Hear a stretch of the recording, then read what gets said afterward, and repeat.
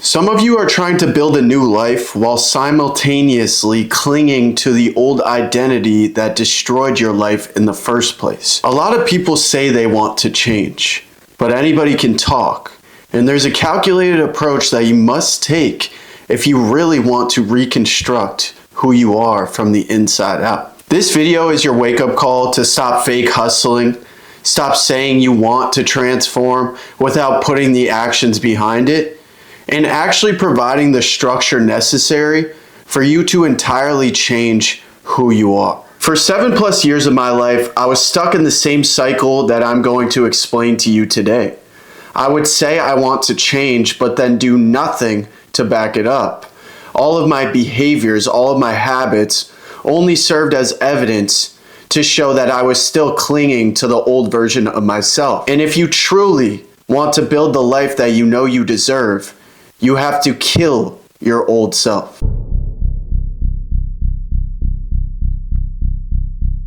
The first thing that you must realize is that your identity, your mind, is always trying to stay consistent. Your mind is entirely oriented towards a pattern.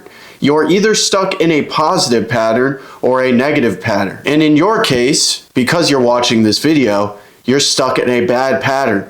You are a slave to your own desires, you are a slave to your own bad habits, and most likely you're blaming external factors for why you aren't succeeding in your life. You can create specific goals. You can create specific benchmarks that you hope to accomplish in order to truly become the person that you're meant to be. But what you must realize is that setting goals alone is not going to give you the freedom that you're looking for.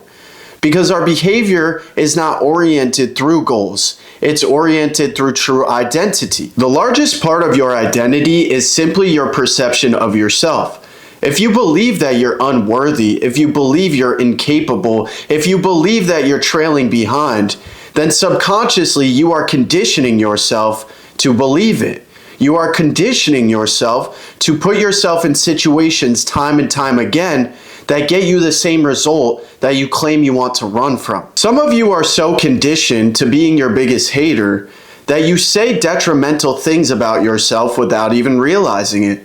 You've done it for so long and have had such a negative self-image that you don't even realize when you are speaking your failure into existence, when you are speaking your own self-sabotage into existence. And what you must realize more than anything is you're in this position because your mind is working against you when it should be working for you. There's one thing that you will never escape, and that's being a human being.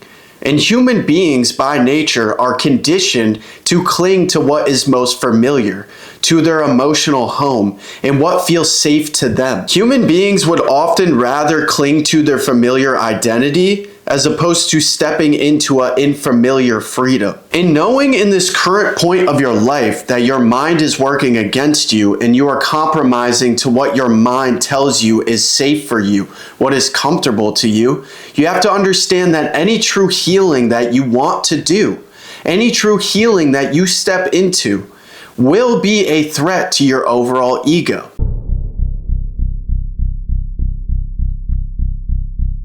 People will often glorify the idea of healing and growing, thinking that it's going to be a positive experience. But true healing brings a lot of pain. True healing brings a lot of discomfort. True healing requires you to look in the mirror for the first time and see who you are, not who you think you are. Whether you realize it or not, you have been stuck in a cycle of pain, so much so that that pain has become your most familiar feeling. That has become your emotional home. And many times people will take the struggles that they go through, something that's meant to be temporary, something that is meant to serve as a lesson that they can extract to become a better person, and make it their entire identity. This is when struggle becomes your entire personality, and you start living through the lens of your shortcomings or the things that cause you pain. This is when you become the victim of your own life. This is when you label yourself constantly with negative things. I'm an anxious person. I'm the underdog. I'm the one who's misunderstood. But really, you're just self-sabotaging yourself in real time. In an effort to protect your ego, you are only digging a hole that is deeper for yourself and you will not be able to get out of for years to come. So now, in effort of desperation to provide reason behind your suffering, you have clung all of these negative things to your identity.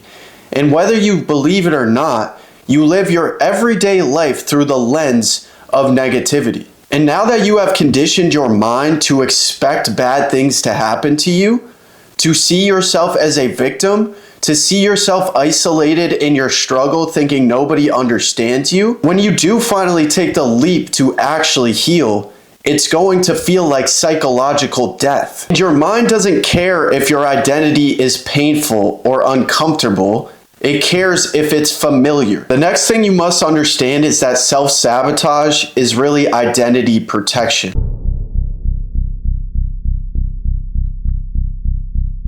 This is why a man that becomes successful suddenly starts procrastinating again. That's why somebody that has never gotten true love will push the person away that is giving them that true love. Unconsciously, you might think to yourself, this is what I want for myself. This is what I want for my life. But you have not truly healed emotionally and are still operating out of existing wounds.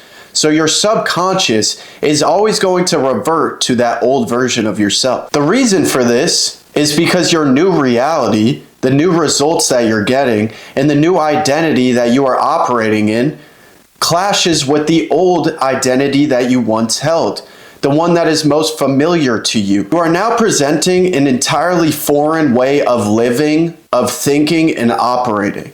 And you must understand that that is not what you're used to, and that is most importantly not what your mind is used to.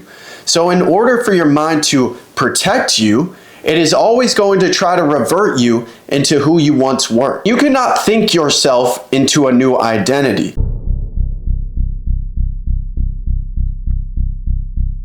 Most people, when they start self-improvement, when they truly start trying to change their lives, they think watching a podcast, watching a video just like this, is enough to get them to that new version of themselves.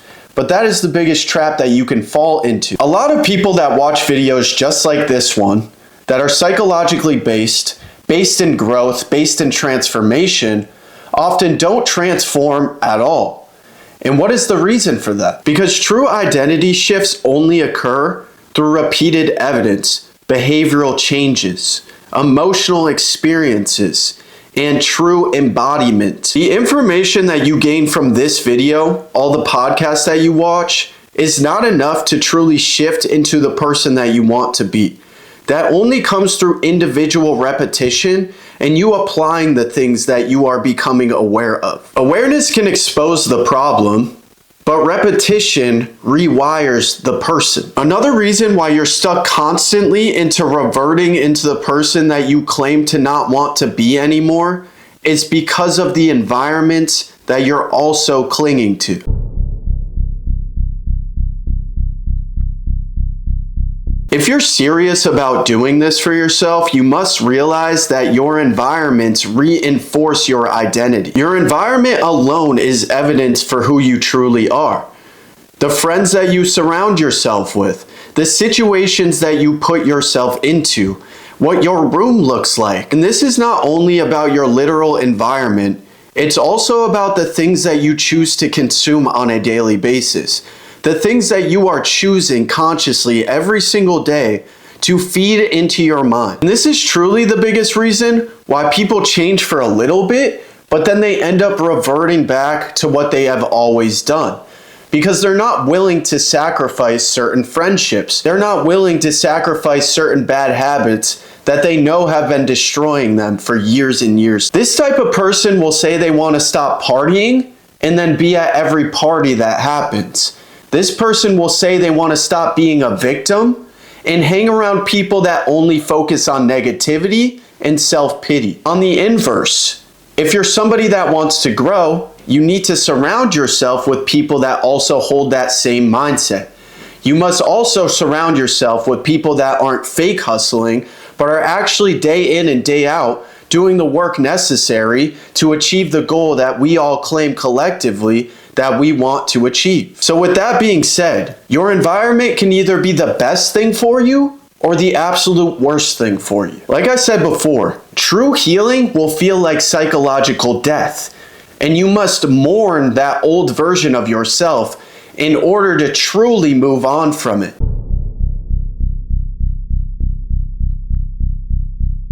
You need to mourn your own identity almost as if you have died and were reborn again. People talk about becoming someone new without mourning who they once were, because the old painful identity that we once held allowed us to make excuses, allowed us to live in comfort, and allowed us to stay stuck in that box that didn't require us to challenge ourselves in any way, shape, or form. Many of you don't have a fear of growth. You just have an overall fear of uncertainty.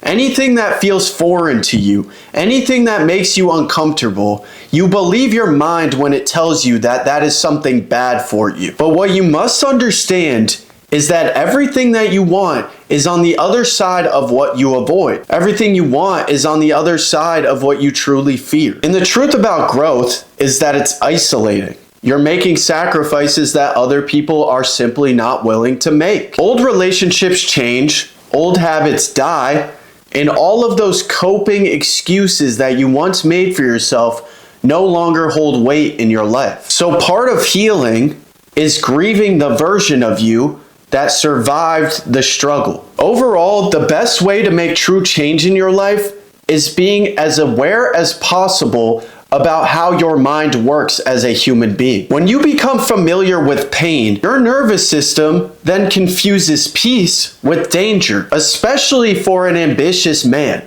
If you are used to growing up in chaos, disorder, any effort to operate through true structure, through true intention, and do the opposite of what you were conditioned to be is going to be a threat to your mind. The entire time that you grew up in that chaotic household, where you grew up seeing the members of your family live a chaotic, panic, reactive-filled life, your nervous system was simultaneously being conditioned to that stress.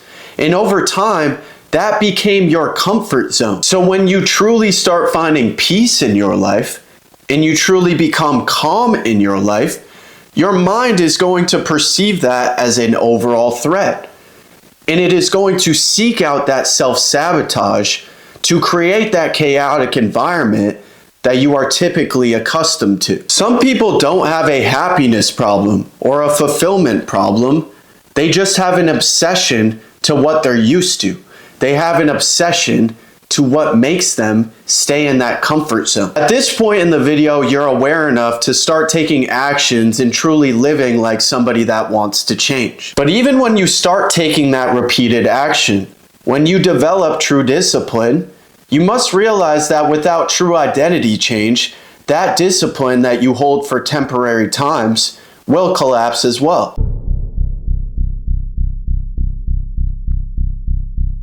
A man can force himself into routines, behaviors, disciplines for a temporary amount of time, but all in all, every single time, no exception, your true identity is going to win the battle. Even if you are putting in the work, even if you are taking steps necessary that coordinate to the goal that you have set out for yourself, if you still believe that you are weak, if you still hold internal insecurity, that overall self-perception that you hold will always overpower any action that you could ever take in your life. Your habits can outperform your identity temporarily, but most certainly not permanently. The next piece of the puzzle is becoming aware that real transformation requires evidence.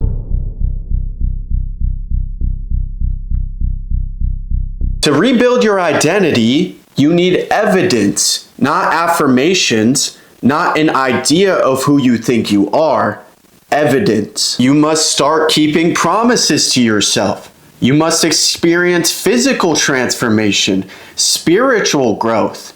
You must develop discipline. You must have real boundaries and standards for yourself. In the words of Alex Hormozi, confidence is not garnered through yelling affirmations in the mirror. It is having an irrefutable stack of evidence proving you are who you say you are. Your brain is always going to trust real, cold, hard proof as opposed to any sort of positivity, any sort of motivation, or any sort of beautiful rainbows and sunshines picture that you paint for yourself to make yourself feel better. And in the final and most important step of true transformation, you must create somebody that your old self would not even recognize.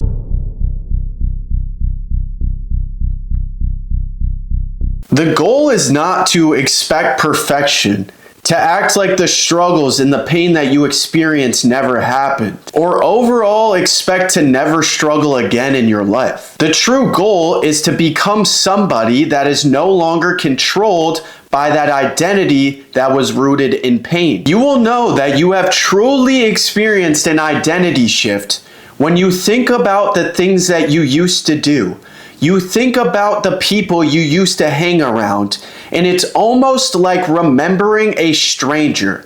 You will think of who you once were, and it won't even click in your mind that it is you that you're thinking about. It is literally like describing somebody that you were friends with, an old friend, an old partner. It feels like anyone except for you. And that's when you know you have changed your behavior so much, your psychological patterns so much, and your overall subconscious so much that you can't even recognize who you once were before. You don't heal by running back to who you were before the damage. You heal by becoming stronger than the person that experienced the damage. So with all the awareness that you have gained within the duration of this video, if you are truly serious about transforming your life, I want you to DM me right now the word discipline. I want you to stop running from discomfort. I want you to stop avoiding the person that you are being called to be. But that takes structure, that takes routine, and that takes a calculated intention. So if you want to talk to me personally and start building the structure behind transforming who you are to never return to the one who destroyed you in the first place, waste no more time. Send me a message now and we will hop on a call within the next week.